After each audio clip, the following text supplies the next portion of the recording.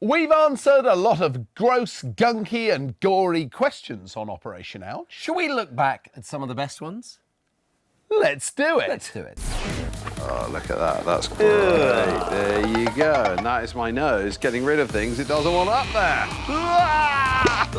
Don't try this at home! What's up your nose?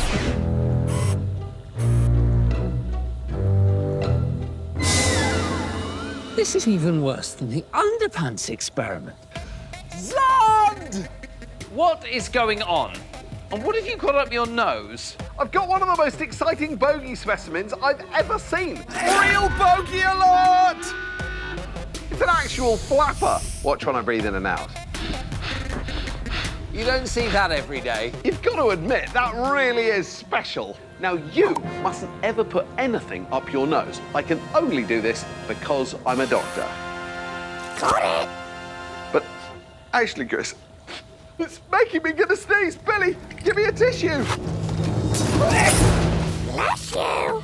Hang on a minute, Chris. There's a question. Well, read it out. Why does my nose run when I have a cold? That is a brilliant question. As you get bigger, your nostrils get bigger, and that means that bugs and big bits of dirt can get into them. And so you grow a mesh of protective hair. And as we get past the hairs, you can see there's lots of snot, nasal mucus. And that's why the lining of the nose is called the mucosal epithelium. That means mucus-producing skin. The wet mucus moistens the air before it goes into the lungs, but you can also see how delicate all the skin inside your nose is. It's a target for viruses. And part of the job of the mucus is to stick the viruses and trap them before they can get into the skin. If Xand had a cold now, there'd be much more snot because your body makes snot when you have a cold, and the snot is full of antibodies and other things that kill cold viruses. Look at all that stuff trapped in the mucus there. Oh, look at that. That's great. There you go. And that is my nose getting rid of things it doesn't want up there. Now, Xand, can you please use a tissue? Colds aren't just caused by one virus. There are actually over 200 different types of cold virus. Well, my favourite kind of cold virus is the rhinovirus, because I love rhinos. And I love rhinos too. Rhino means nose, and so a rhinoceros is a nose horn, a rhinovirus is a nose virus, and this is a rhinoscope that we use for looking up noses. So we've shown you that when you have a cold, your nose makes lots more mucus. That makes your nose run. Question answered. The question is not successfully answered, Chris. In order to fully understand how colds and runny noses work, we're going to need to supersize a nose and become... Let me guess, Xand. I am a rhinovirus. Exactly, and I am also a rhino. Virus, you have to say virus. I'm a rhinovirus. We are Team Virus, and we're going to invade that nose and cause an infection. Woo! Come on, Xand. Wait for me. We're the body defenders. We don't get infected. OK, Chris, we've got to try and make it up that giant nasal cavity past the team of body defences so that we can cause a cold. No infection! No infection! We better be quick about it, Xand. I can already see those pesky body defenders making nasal mucus. This could be tricky. Ugh. Come on, Chris, here we go. First problem, the nasal hairs. Hang on. Yes, we're in. Let's go cause an infection. The body the mucus. This is stinging. It's full of antibodies and enzymes. Antibodies and enzymes contained in mucousy snot help prevent infections like rhinoviruses taking hold. Looks like it's doing the trick. We're failing, Xand. Chris, I'm gonna push you. Okay. 1, 2, 3. Ah, yes! He's almost there. No, I've got you!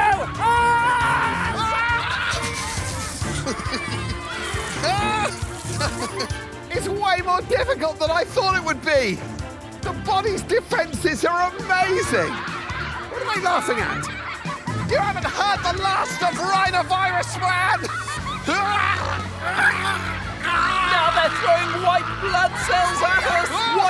cells are brilliant at battling viruses. Which get destroyed, and then you sneeze them out along with your snot. The rhinoviruses have been blown away by the sneeze. Victory for the nose. We found out that your nose runs when you have a cold because it makes more snot to destroy and push out the viruses that come with a cold, like the rhinovirus. Lab completed. Quiz time. Get it right, Xand, and I'll give you a sticker. True or false? There are over 200 viruses that could give you a cold. True! Correct. Sticker! Xand, I don't want to be a rhinovirus anymore. I want to join the body defence team. I know what you mean, Chris. Can we join you lot?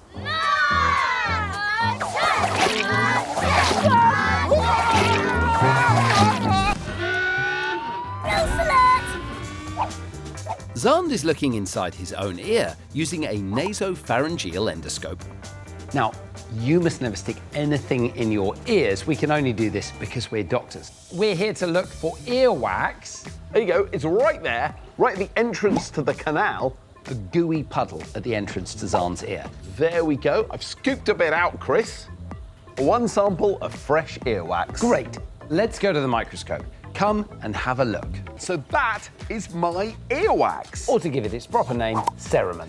Now it's made, partly at least, of sebum, which is yellowy orange waxy stuff that your body makes. And Xandi, look, it's also got lots of little bits in it. Exactly, Chris. And those bits are crucial to answering the question, why do we have earwax and how much do we make? It's time for... Irresistible cooking with Dr. Xand. Thank you! Woo! Hello, everybody, and welcome to another episode of Irresistible Cooking with me, your host, Dr. Xand, and... Come on, my guest today, it's Dr. Chris from Operation Ouch! Woo! Now, today, we are going to be cooking an exquisite local specialty. It's a little dish I like to call a lifetime supply of earwax. Wait, Xand, did you say a lifetime supply of earwax? Is it going to fill the entire kitchen? I mean, lab. Chris, the maths is going to blow your mind because every year, your ear canals combined make a quantity of earwax that is equivalent to 1 teaspoon.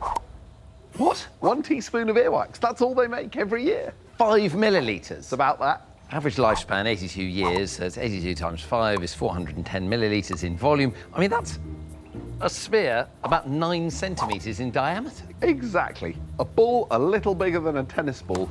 Now let's get cooking. This is sebum. That makes up about 40% of your earwax. And we're using lanolin, which is sheep sebum. You get it from wool. Plonk it into your mixing bowl. But earwax has got 2 other crucial ingredients. It's about 10% sweat. There you go. Another final ingredient is dead skin cells. Sprinkle those in. There you go. And then you mix it all up. The dead skin cells are mixing very nicely with the sebum to make quite a thick paste. As the telly chefs say, it's coming together nicely. We have successfully answered the question, how much earwax do you make? Lab complete. It absolutely is not complete, Chris. Although we do now know how much earwax your body makes in a lifetime, we still don't know what it's for. Chris, clear the table, because we are gonna need a giant ear. Ta-da! Look at that, Chris. What we have here is an exact replica of your ears. I even got the blue colour right. My ears aren't blue. Aren't they? Now, just there is a cup. Pick it up. Now, tip it into your hand. Ooh, exciting. What do you think it is? Herbs and spices? I don't know, little sprinkles of some sort. Chris, in your hand is a little pile of bacteria, viruses, fungal spores, pollution, and general dirt and dust. What am I going to do with this? You're a gust of wind on a dusty, dirty day, and you're blowing particles around, and some of them get blown into your ear. Go on, give them a puff. All right. 3, 2, 1. Ugh. Son, my ear canal is now full of viruses and bacteria and dust and dirt. How am I going to get it out? I can't stick anything in there. You don't need to, because now you're about to see the amazing action of earwax. This is called the earwax conveyor, and as it moves along, it picks up the dead skin cells and the sweat that your body makes, but it's also picking up all the dust and germs and hair that get trapped in your ears. And that is what earwax does. It's part of the incredible self-cleaning mechanism of the ears. We've answered the question, and the earwax is ready to be brushed away, or in our case, plated up and served in the restaurant. You have a restaurant? Your immune system is a network of cells, tissues, and organs that protect your body from infection. And this is a lymph node, a really important part of that network. This is from a pig, but it's very similar to your lymph nodes. You have lots of lymph nodes spread all over your body. These little lymph nodes have a big job to do. Now, they're packed with white blood cells, or leukocytes. And these are the super cells of your immune system that fight off bacteria, viruses, and fungi that can make you ill. And you're about to find out exactly how tough these bug-fighting cells really are. I took a sample of Xand's blood to infect it with a very nasty fungus. So here is a sample of Xand's blood, complete with leukocytes. And here is a sample of very nasty fungus. We filmed what happens when you put them together. Let's take a look. Okay, so we can see a sped-up version of the fungus and Xand's white blood cells. The green blobs, they're the deadly fungus. And the grainy black and white cells are Xand's leukocytes. Now have a look closely at this guy. He's moving around, he's getting more and more angry, and he's surrounded that little bit of fungus. And he's phagocytosed him. He's eaten him! It's all over for the fungus! Look at Xand's leukocyte moving in and gobbling up that nasty fungus. Which is exactly what your awesome immune system is ready to do with a fungus or a virus. Amazing! It's time for competitive coughing. I've put plates full of a special scientific gunk called agar jelly on the faces of human-sized models. So if any bacteria happen to land on any of our plates, they're going to multiply so much we can actually see them. OK, Chris, you ready? Pretend coughing alert! 3, 2, 1, cough.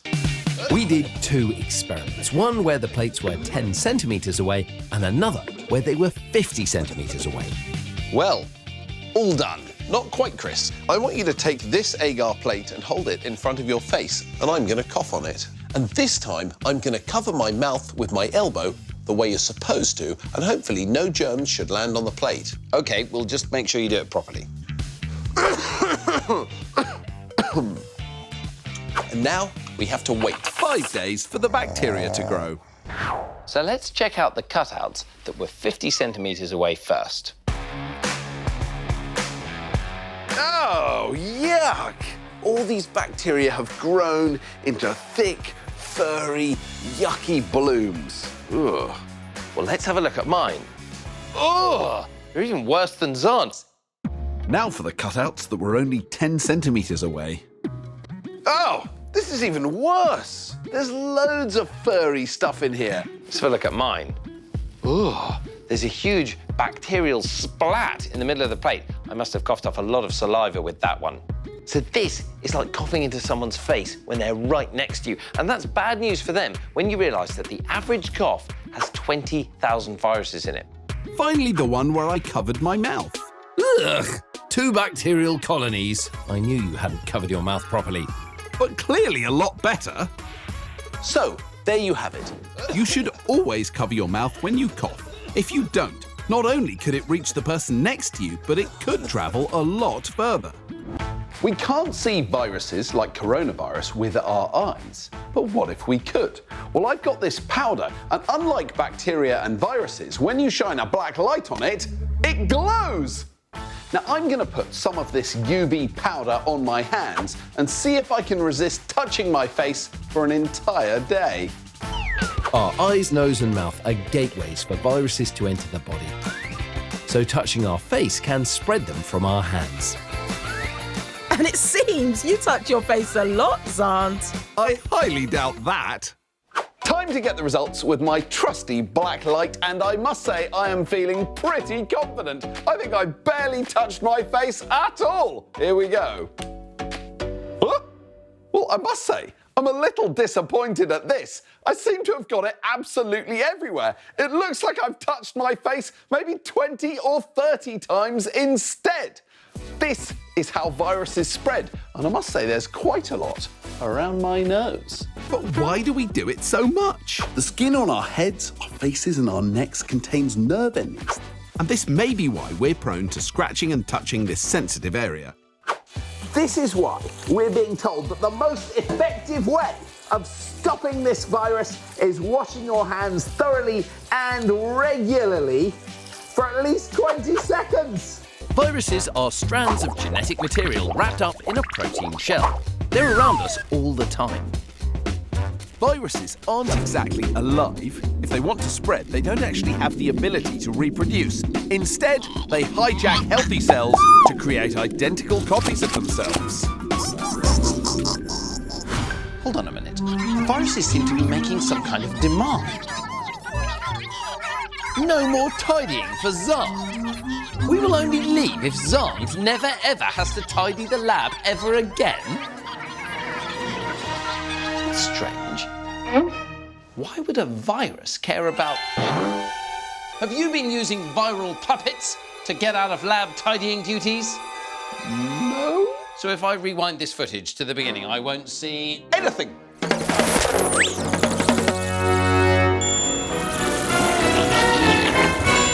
Well, here's the thing. Get in the lab, Xand. Real viruses do look scary, just like Xand's viruses. And they all have one thing in common. They're designed to latch onto cells and invade them. This is real footage of a healthy cell, and the green dots are a type of virus. Here you can see the virus breaking through the cell's outer plasma membrane and heading straight for the cell's nucleus, a kind of supercomputer containing DNA. The virus hacks the DNA and reprograms it to make identical copies of itself. So what does your body do when a virus starts attacking its cells? Well, to show you, we're heading outside to give Xand a nasty virus. What? Chris, you seem to have turned me into a giant beach ball. Not a beach ball, Xand, a cell. At the moment, you're a healthy cell and you're bobbling about like cells do. I like that. But now I'm going to infect you with a virus. I don't like that. Now, when a virus gets inside your cells, it takes over the machinery that's in there and uses it to make more copies of itself. They turn the cell into a virus-making factory. And last one just going in there. Now, with all those viruses replicating inside the cell, it starts to swell. Time to add some water. I'm finding this all really worrying. And I think if the viruses keep replicating, I might stop functioning altogether. That's almost certainly what's going to happen, Xand.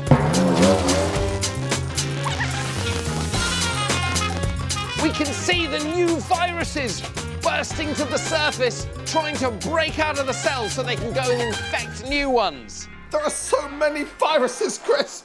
I did everything I could. He put up a brave fight, but in the end, once the viruses get inside the cell, there's not much you can do. Eventually, the cell swells up so much that it pops.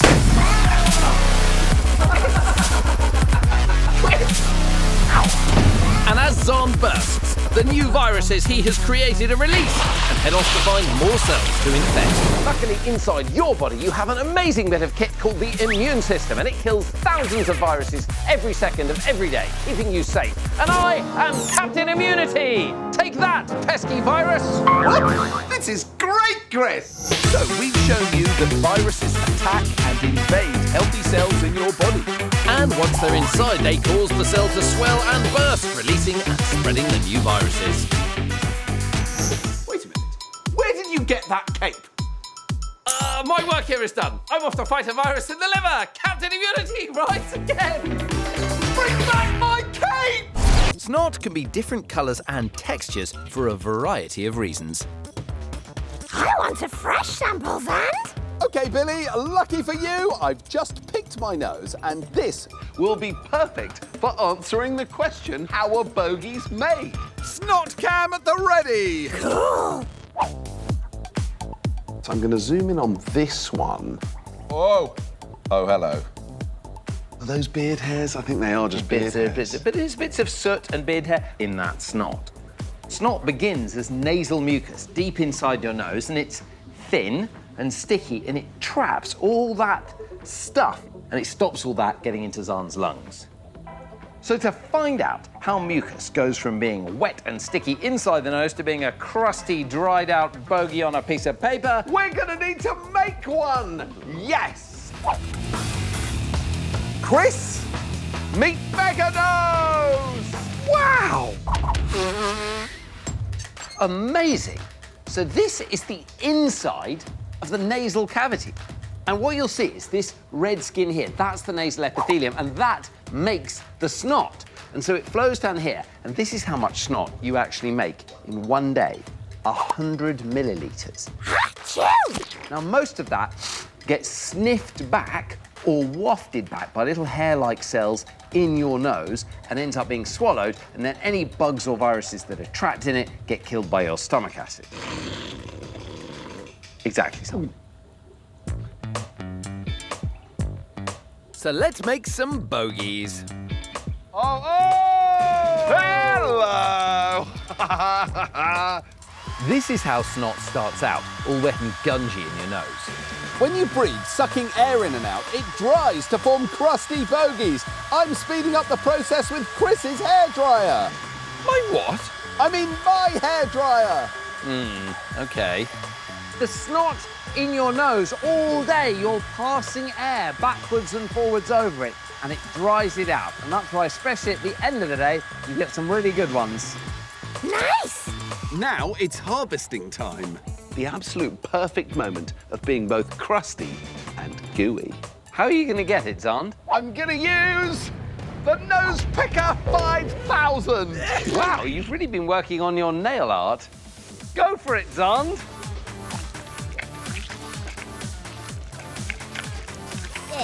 Whoa, look at Oh, it's so disgusting. There you go. Thanks to Mega Nose, we have an almost unlimited supply of bogey. Xand, there is only one thing to do. It's to use a mega tissue. Ooh, what's going on, Xand? I'm collecting mucus. Mucus is fascinating stuff, and it's exactly what I need for today's experiment. Time to get a sample of my own. Xand, I want you to blow your nose onto that.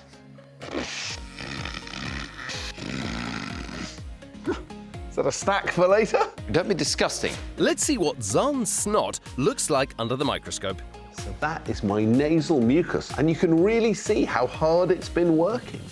There's a piece of fur, that might be from Mr. Grumbles. There's little flecks of dirt and soot, and they've got trapped in my nasal mucus. Mucus is also full of protective proteins that can kill or disable bacteria and viruses so they don't enter your body and cause infection. And what that means is Xand can either blow them out or they will be swallowed and then destroyed by the strong stomach acid. It's amazing, isn't it? Snot is just so much more than a salty snack. And we're going to show you what it's made of. Get ready for Making Mucus with Dr. Chris. This is like being in an incredible cookery show for people who love picking their noses. Stop that. Pass me the conical flask. Mucus is 95% water. It also has a protein called mucin to make it slippery. Come on, give it a good swirl. Giving that a good old swirl. Salt to help it move out of you, lipids or fat to stop it drying out, and antibodies to help fight infection. Your body changes the recipe depending on the job and where in the body the mucus is. It can also come in different colours, including green. In this case, we've gone for a lovely teal colour. I don't know what you'd think if you saw that coming out your nose, but I think that's some really good simulated mucus. How much mucus do you think your body makes every day? Is it A, 10 millilitres, B, 100 millilitres, or C, 1,000 millilitres? The answer is C, 1,000 millilitres or 1 litre. And this is about the amount of mucus that you make every day. Mucus is a very important part of your body's defense system. Speaking of defences, Chris, do you fancy a challenge? Well, not if I'm going to be defeated by Mega Mighty Mucus Man or something. All right, you can be Mucus, but I need to go and get changed. Now, where are my tights? Xand! Coming! Ta-da! I am Dirty Airborne Particle Dude! What's the challenge? Chris, you are Mucus in the human body, and your challenge is to keep me from sneaking into the entrances to the human body. And you have your work cut out for you, Chris, because there are millions of me in every breath you take. It's the Dirty Air versus Mucus Showdown! Round 1, the mouth. I am ready to take this body down. Now, the mouth is the perfect entry point. Here I go! Not so fast! I've got some salivary mucus right here that will stop you in your tracks. I'm not worried about saliva. That's just the stuff that helps you swallow your food. I'm moving further into the body. Xand, you underestimate the power of salivary mucus at your peril. It traps you and you get swallowed. I'm being swallowed. Oh! Let's wash you down into the stomach so you can be dissolved in stomach acid. I'm melting. I think that's 1-0 to Mucus, aka me. Round 2, the nose. Well, the mouth may have foiled my plans, but I have another way in. The nose. Luckily, I've prepared for this. Ah! I'm trapped in the thick, mucus-covered network of hairs in the nose. Mucus lines the hair and insides of the nose, trapping dirt and viruses from getting into the lungs. But occasionally, some particles manage to get past the nasal defences. Ah! I've got free! Woohoo! I'm free. I'm almost free. Hang on. Yes! I'm free! I'm free! OK, Dirty Airborne Particle Dude, you won that round. Onwards to the next bit of the body. It's 1-1 as we go into round 3, the lungs. Time to get in there and cause a terrible infection. Here I go. I'm diving into the trachea to get to the lungs. Ha-ha! Ah! Protective mucus lines all the tubes of your breathing system. Well, maybe if I wriggle down a little further, I can cause some trouble. No chance of that, Xand. My protective cilia are going to waft you back up toward the mouth. Ah! Stop it! No! Ah! Cilia are like tiny hairs that push any dirty airborne particles trapped in the mucus away from the lungs to protect them from infection. No! The mucus-coated cilia! No! So you can be coughed out. Chris, that was amazing. And there's loads more where that came from. Just head over to BBC iPlayer to watch Operation Ouch.